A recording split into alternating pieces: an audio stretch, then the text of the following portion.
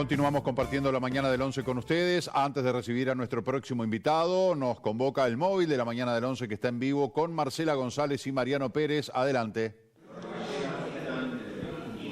Muchas gracias, Marce. Bueno, seguimos, por supuesto, en esta recorrida de la nueva oficina de la Corte Electoral de Maldonado, que las instalaciones realmente son muy lindas, como ya se lo contábamos. Y ahora estábamos con el presidente nacional de la Corte Electoral, José Arocena, que para nosotros es un placer estar con usted y bueno, que nos visite, que visite el departamento de Maldonado y que, bueno, vea esta nueva oficina. Conocía la anterior, evidentemente. Sí, conocía la anterior y hay una enorme diferencia. Yo primero quiero felicitar a los funcionarios de la oficina departamental, al jefe, a la secretaria de la oficina, porque realmente han hecho un trabajo muy importante. Pero en este agradecimiento ocupa un lugar muy importante la Intendencia de Maldonado. La Intendencia Departamental de Maldonado ha colaborado de manera muy importante con la recuperación de este local que la Corte ha alquilado. Pero realmente una colaboración de esas que hay que destacarla, ¿no? Toda lo que es refacción, recuperación de paredes, pinturas, mobiliario. La Dirección de Cultura ha trabajado en algunos mobiliarios excelentemente bien, que me los han mostrado recién. Es decir, el aporte de la Intendencia ha sido muy importante y debemos agradecerlo porque realmente es buena parte de la recuperación de esta oficina.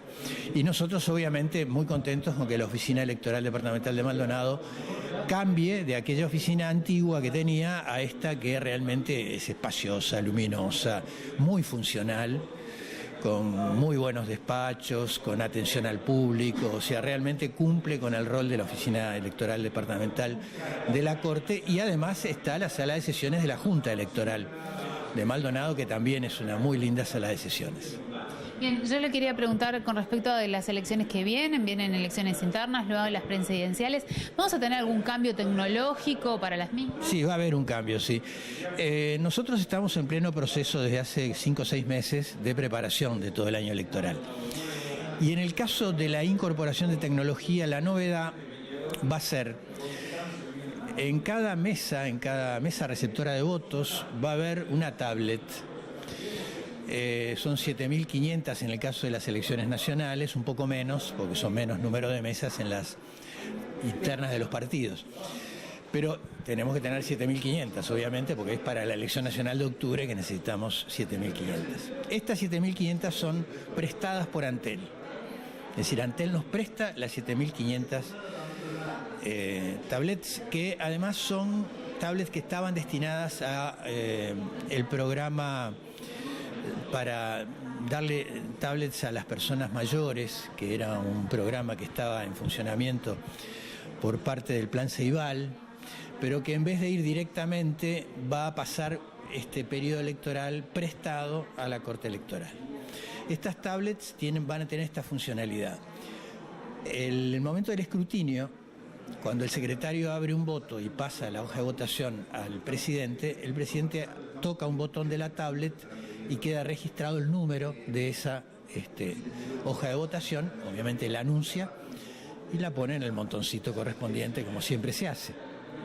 Al cabo de todo el proceso de escrutinio, va a haber entonces en la tablet un reporte electrónico que va por el software que tiene internamente la tablet, va a generar una especie de copia del acta de escrutinio.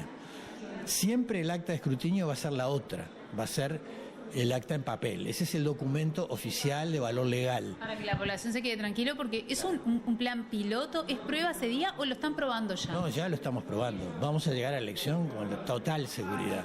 Ya estamos haciendo simulacros. Pero además, varias cosas. Una, es muy importante señalar que el acta en papel es el único documento válido. Por lo tanto, al final del escrutinio, lo que la mesa va a tener que hacer es ver el escrutinio hecho por la tablet y el escrutinio hecho por la mesa en el papel. Comparar esos dos resultados. Si esos dos resultados son idénticos, el reporte de la tablet se manda directamente a los servidores. No pasa por ninguna digitación. va directamente a los servidores. Y de los servidores a las pantallas. Esto va a permitir entonces ahorrar mucho tiempo. Mayor rapidez, por supuesto. Mucho mayor rapidez. No me quiero adelantar en horas, pero vamos a avanzar muchísimo. Lo que se daba a la mañana siguiente, ahora se va a dar a más tardar a medianoche. 11 de la noche, 12 de la noche.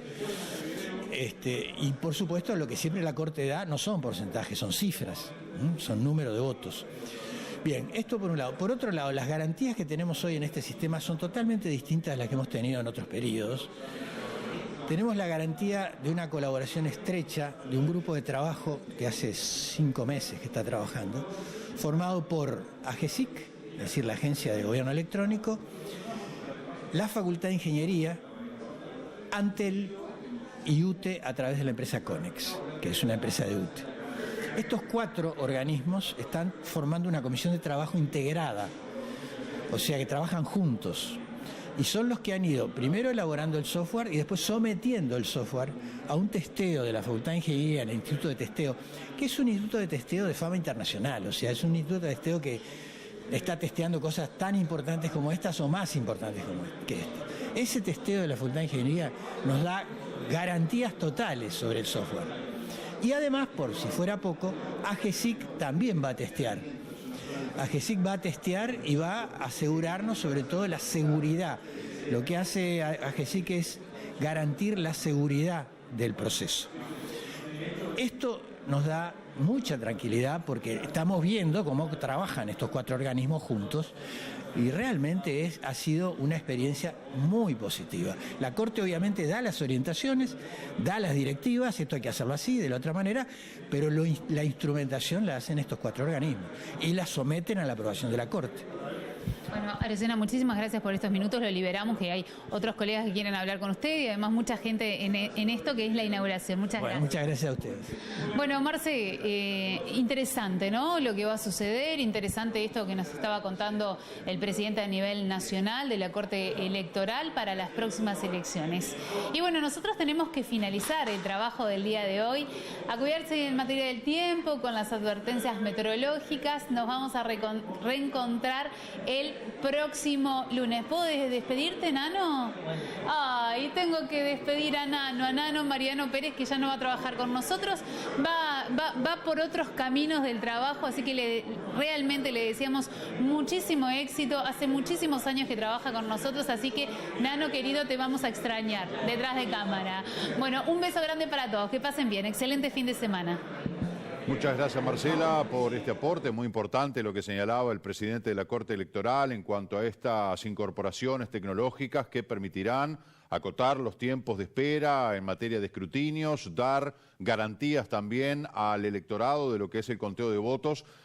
Todos temas bien importantes que ya se van a poner en práctica a partir de las elecciones internas de los partidos políticos el año que viene. Gracias, Marcela, gracias, Mariano. El abrazo grande para Mariano Pérez, un compañero de tareas que, como dice Marcela, emprende nuevos caminos laborales, nuevas experiencias de vida, un hombre joven que tiene muchas posibilidades, un gran potencial y que descontamos que le va a ir bien. Por supuesto que lo vamos a extrañar, como a cada uno de los compañeros que por distintos motivos no nos acompañan más en la tarea diaria. El abrazo grande para Mariano, por supuesto que seguimos en comunicación porque la amistad nunca cambia, más allá de los destinos laborales que le toquen vivir a nuestro gran compañero Mariano Pérez. El saludo para el móvil de la mañana del 11 y nos reencontraremos con ellos el próximo día lunes con algún otro compañero que estará haciendo cámara junto a Marcela González. Vamos a venir al piso porque vamos a recibir al flamante director ejecutivo de la comunidad israelita de Punta del Este, el señor Fabián Yamiz. Un gusto que nos acompañes.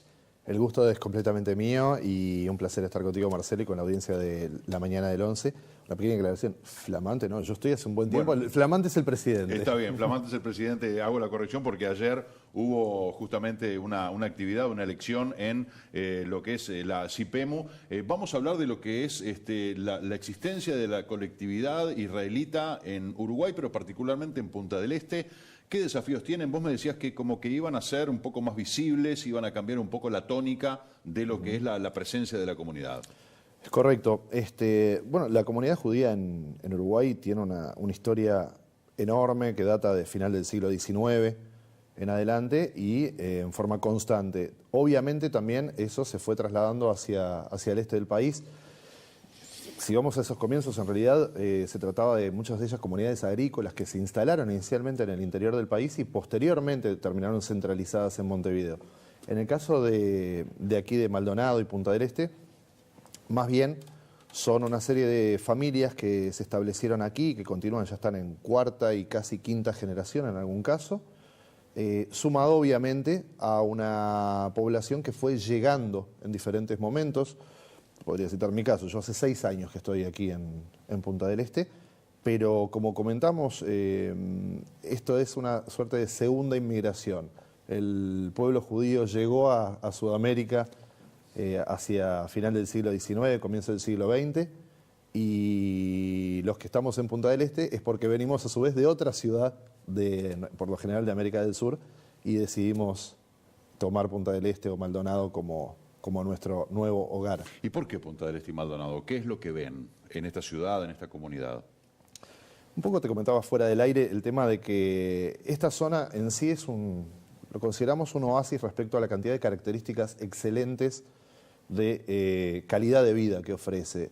Y eso es un proceso natural, como puede pasar, por ejemplo, no sé, en la Sierra Gaúcha, en Río Grande del Sur, ir buscando lugares donde uno se siente cómodo, donde uno puede ejercer las tareas cotidianas en forma saludable, en forma satisfactoria, y eso es lo que fue buscando la gente, calidad de vida en definitiva, y se fueron instalando esas familias aquí, o algunas en forma parcial. También te comentaba fuera del aire el tema de población flotante, que tal vez están 3 días, 4 días en la semana en Punta del Este y continúan teniendo una actividad laboral en Montevideo, en Buenos Aires, en diferentes lugares. Hoy día eso es factible, es un nuevo estilo de vida que se ha generado en los últimos años y que facilita que mucha gente que venía en verano o que venía en diferentes periodos del año a Punta del Este pueda elegirlo como su residencia.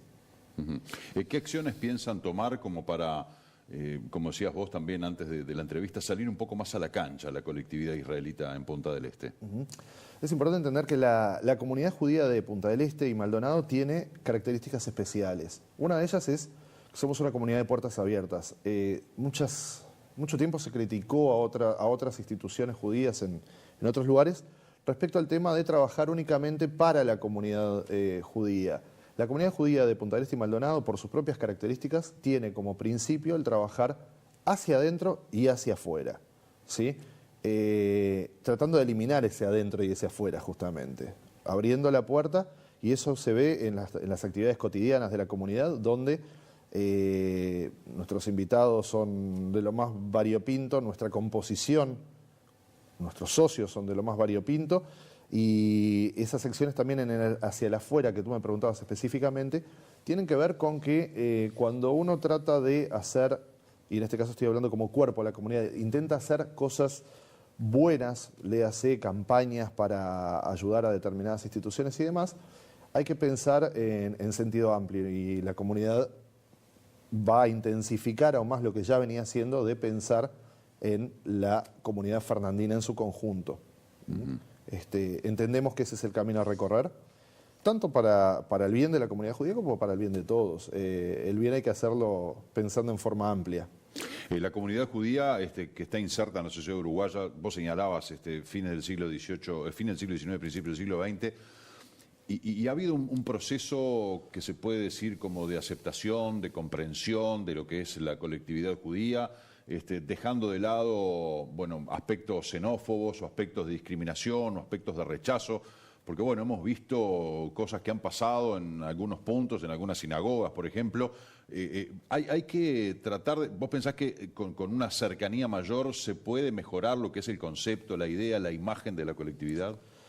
Separaría eso en 2 puntos. Por un lado, yo entiendo que la comunidad debe dar señales también para poder desmitificar, y de esa manera estaríamos atacando lo que sería el odio por ignorancia. El odio, yo no conozco, claro, entonces te detesto. Lo odio, y te preguntan por qué, no sé por qué, pero lo odio. Exactamente, porque escuché que son malos, claro, porque me contaron que son malos, nunca vi ninguno, pero eso yo creo que contribuye sin lugar a dudas, y es un porcentaje muy grande de la población probablemente que no ha tenido contacto directo con lo que es comunidad judía o con un judío propiamente dicho. Entonces entendemos que en ese sentido puede ayudar en ese sentido también el salir puertas afuera.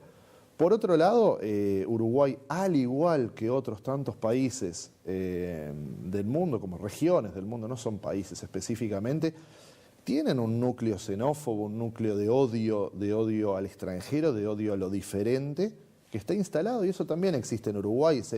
Muchas veces la gente te pregunta, ¿Uruguay eso no es antisemita? A ver, Uruguay no es antisemita, de ninguna manera. La comunidad judía ha sido excelentemente bien recibida en este país.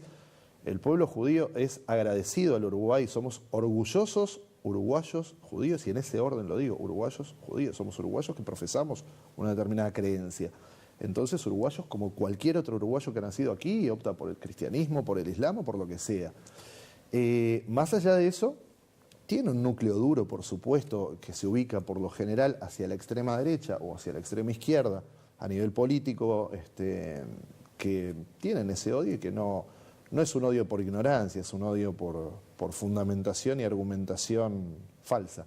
Eso lo tiene Uruguay como lo tiene cualquier otro país, y eso es lo que ha generado distintos problemas, siendo que Uruguay lamentablemente se destacó tiempo atrás por el tema del asesinato del presidente de la comunidad judía de Paysandú, que es un hecho tremendamente grave, del cual habrá que ir subsanando ciertas heridas sociales que quedan a partir de ello, pero eso fue la prueba tal vez de que Uruguay, como cualquier otro lugar, tiene ese núcleo todavía. Hablamos de Flom, ¿no? Sí, David Frem. Ahí está. ¿Cómo se ha procesado eso? Porque fue un hecho horrible, repudiable, que ocurrió aquí en Uruguay, pero podríamos decir que es un hecho aislado, porque por suerte no es algo que sea de consumo cotidiano, ese tipo de barbarie, ese tipo de atentado tan injustificable.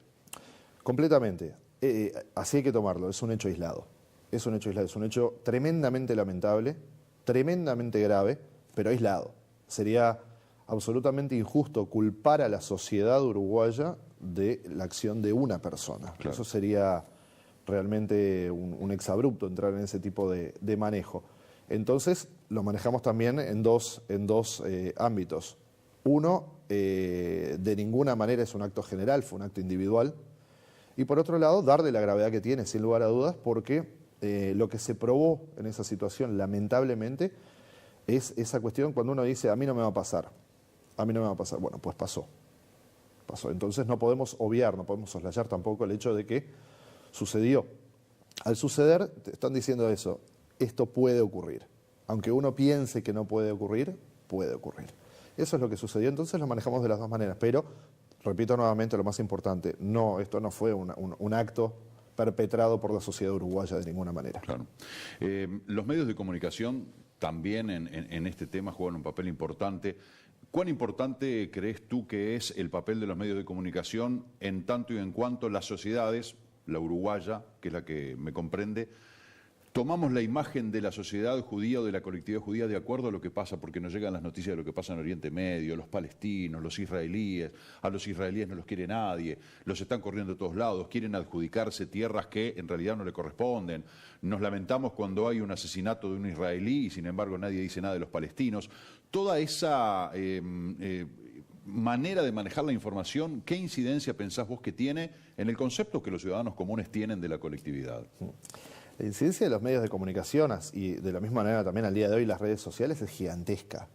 Si los medios sociales direccionan por un criterio editorial o por lo que fuere ir hacia un determinado lugar, hay un porcentaje muy alto de la población que va a ir en ese sentido. De nuevo, yo creo que pasa inclusive por el interés, y el interés lo instalan muchas veces los medios de comunicación, el mass media, hay estudios muy grandes sobre esto. Pero te doy un ejemplo, si a mí el día de mañana me empezaran a bombardear con información sobre un conflicto étnico en África, de los que hay tantos abiertos al día de hoy, con muchísimas más víctimas, por ejemplo, que el de Medio Oriente, muchísimas más. Pero eso no tiene lugar en los medios de comunicación. Yo probablemente, si el día de mañana eso ingresara en la pauta de los medios de comunicación, yo me voy a quedar con lo que me den. Y normalmente es una información como mínimo subjetiva. La información que se transmite es una información subjetiva. que se puede tratar de objetivar, los medios que trabajan como ustedes también, tratando de pasar la información lo más objetiva posible, sabiendo que tiene el tamiz de la persona, del periodista o del medio de comunicación donde se trabaja. Pero hay otros, a su vez, hay otros medios de comunicación que no tienen esa buena intención. Y en el caso de Medio Oriente en particular, creo que es clarísimo, pero clarísimo, que muchas veces las intencionalidades nos han jugado en contra a nosotros, sin lugar a dudas. Podríamos entrar un poco más en detalle, pero por lo menos la base es lo que te acababa de comentar. Tantos conflictos abiertos en el mundo, muchísimo más graves que este. ¿Qué lugar tiene, por ejemplo, no sé, la crisis de Siria? Ya no se habla de la crisis de Siria. No se habla de Siria. El otro día estaba escuchando, leyendo la guerra que hay en Sudán. ¿También? Que los observadores internacionales hablaban de 90.000 muertos, pero resulta que la verdad es que hay 350.000 muertos en una guerra que lleva 7 años. Exactamente. ¿Quién escuchó hablar de eso? Muy poco, pero podemos ir más que eso. Sí, sí. Podríamos decir, por citar un ejemplo. Claro, pero podríamos decir Siria. No, Siria salió en el diario. Ahora, vamos un poquito más allá. Sí, pero de manera hemipléjica. Vamos ¿no? un poquito más allá. Genocidio de Darfur. 10 años atrás. Millones de muertos. ¿Dónde está? Muchos de genocidio de qué? Muchos deben estar diciendo en casa, ¿no? Darfur en África. Pero digo, es por citar ejemplos, como tú decías. Entiendo, por eso, vuelvo atrás en tu pregunta, creo que el papel de los medios de comunicación es importantísimo y cuanto más se pueda recuperar nuevamente la función de informar y no tanto de tratar de direccionar, mejor para todos, porque de esa manera también no subestimamos al público que puede ir y decir, esto me interesó, voy a ver de qué se trata. Claro. Y ahí formar su propia opinión y ahí sí, con libertad total y en base a lo que sean las creencias de cada uno, más que respetable. Ni que hablar. Fabián, se nos ha terminado el tiempo, yo te agradezco mucho la visita y estamos abiertos a difundir las actividades que la colectividad haga en Punta del Este, la comunidad importante que hay en nuestro principal balneario, porque bueno, forman parte de nuestra sociedad, como vos decías, son todos uruguayos que profesan determinada religión o determinada creencia, pero bueno, integramos una sociedad que tenemos que estar todos unidos, ¿no? Por utilizar un término amigable. Tal cual, Marcelo. De hecho, tal vez yo me equivoqué con decir profesan determinada. A ver, a veces la pertenencia al pueblo judío ni siquiera está determinada por religión, puede ser por otras cosas. Así que, con sumo placer vamos a estar visitándolos a ustedes. Es un placer total estar aquí y aprovechamos a mandarle un saludo de Hag Sameach y feliz festividad de Sukkot, que es lo que está ocurriendo en este momento, la festividad de las cabañas para todo el pueblo judío, y que podamos seguir conviviendo en forma integral como lo hacemos día a día. Que así sea. Gracias, Fabián. Gracias a ti, Marcelo. Hasta pronto. Hacemos una pausa rápidamente, ya volvemos.